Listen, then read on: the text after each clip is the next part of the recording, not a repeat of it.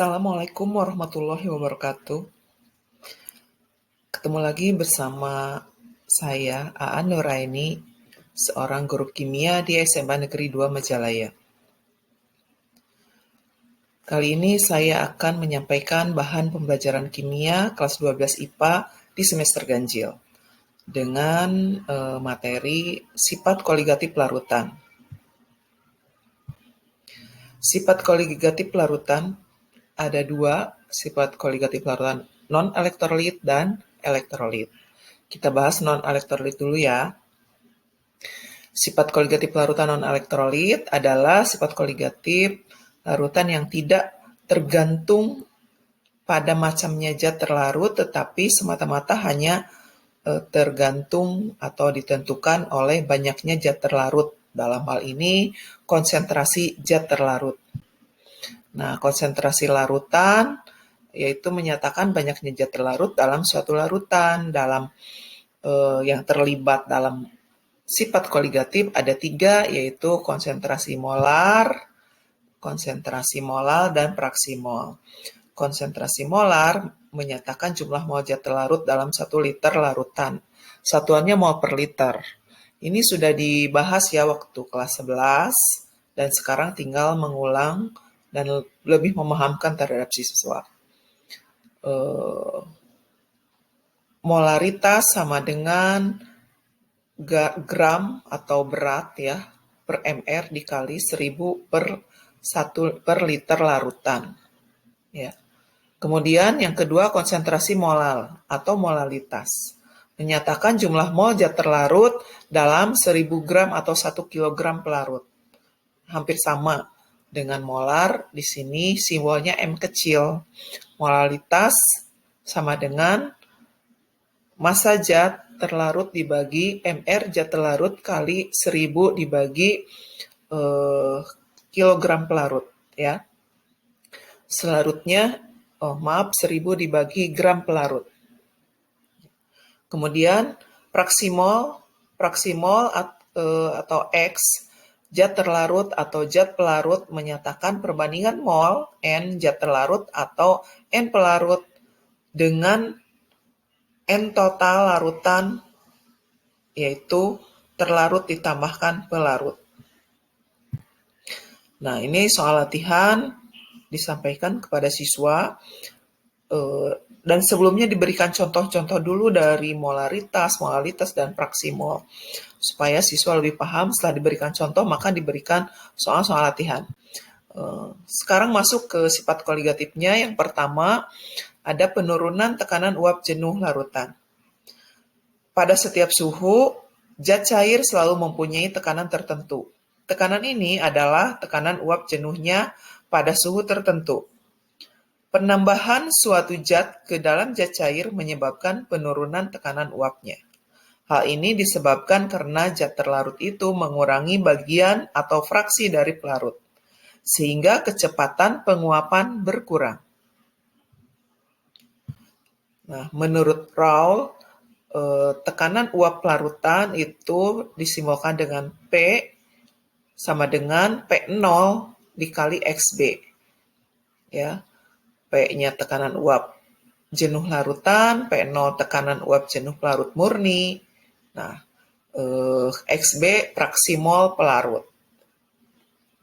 Kemudian XA tambah XB itu praksimolnya sama dengan 1 ya. Total praksimol terlarut dengan pelarut itu sama dengan 1.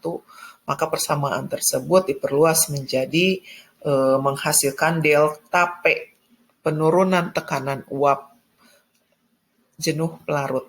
Itu sama dengan P0 dikali XA. Tekanan uap P0-nya tekanan uap jenuh pelarut murni. Kemudian XA-nya praksimol zat terlarut. Ini contohnya, di kelas diberikan beberapa variasi contoh supaya siswa lebih paham. Yang kedua, kenaikan titik didih larutan. Adanya penurunan tekanan uap jenuh mengakibatkan titik didih larutan lebih tinggi dari titik didih pelarut murni. Nah, sebelum menjelaskan ke titik didih, di kelas dalam whiteboard dituliskan atau digambarkan grafik PT ya. supaya siswa lebih paham di mana air atau pelarut itu mendidih, itu titik didih pelarut murni, kemudian setelah ditambahkan zat lain, itu menjadi titik didih larutan, itu sepertinya naik apa turun gitu ya. Kemudian titik beku juga sama ada dalam diagram PT. Nah, untuk larutan non-elektrolit, kenaikan titik didih dinyatakan dengan delta TB sama dengan M dikali KB. Nah, karena M itu sama dengan tadi ya, M itu molalitas sama dengan massa zat terlarut dibagi MR terlarut dikali 1000 dibagi gram pelarut, maka delta TB bisa dimasukkan M-nya diganti ya, tetap dikali KB.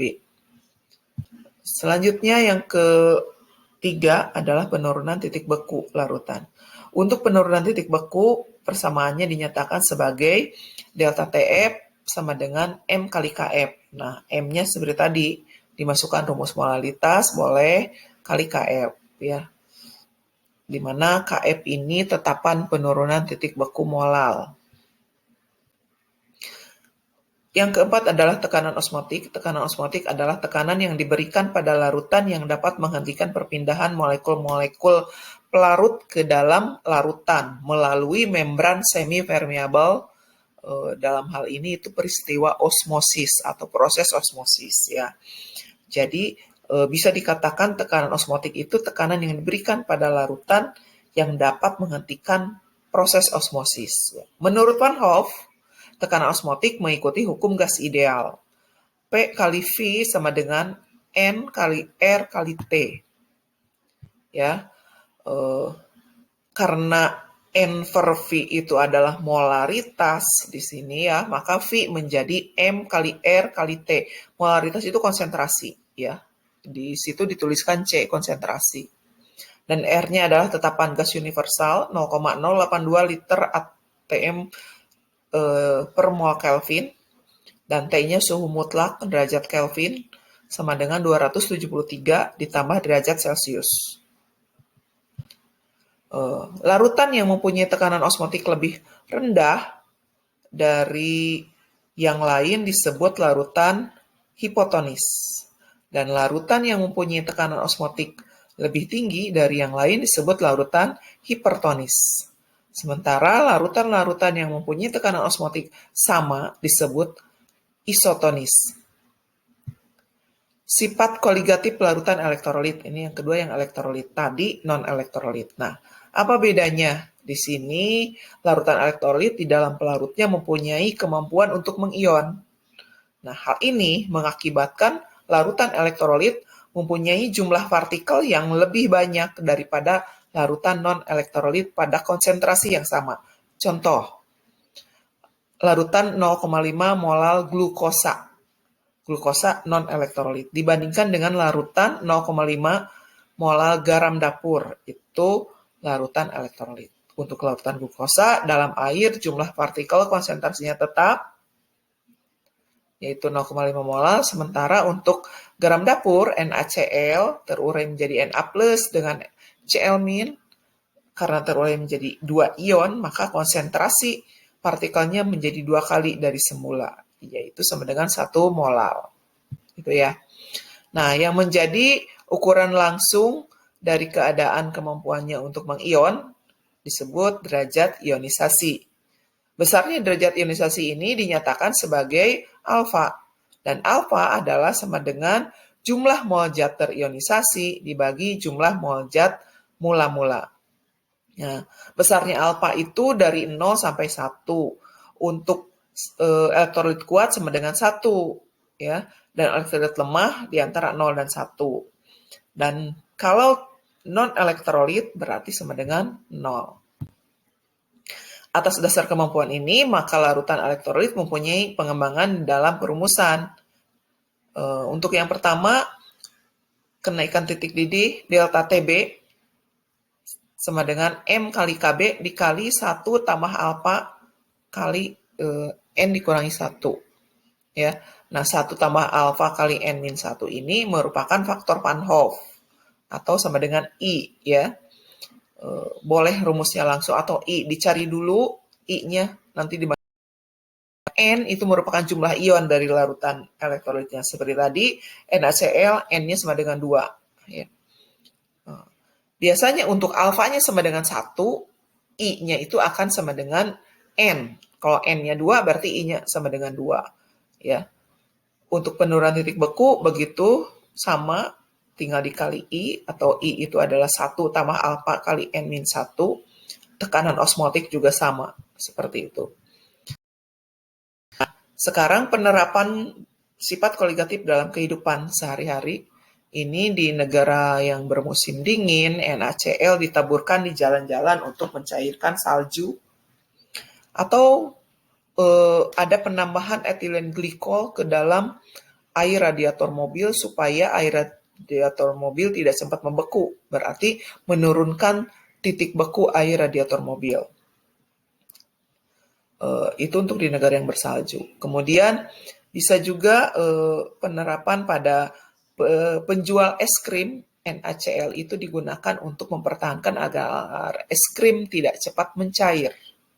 Atau banyak lagi yang lain ya. Nanti para siswa diminta mengeksplorasi dari buku-buku untuk mencari penerapan sifat koligatif larutan dalam kehidupan sehari ini. Itulah paparan dari saya tentang bahan pembelajaran kimia di semester 1 ini. Mohon maaf, banyak sekali kekurangan dari saya. Mudah-mudahan apa yang saya sampaikan bermanfaat.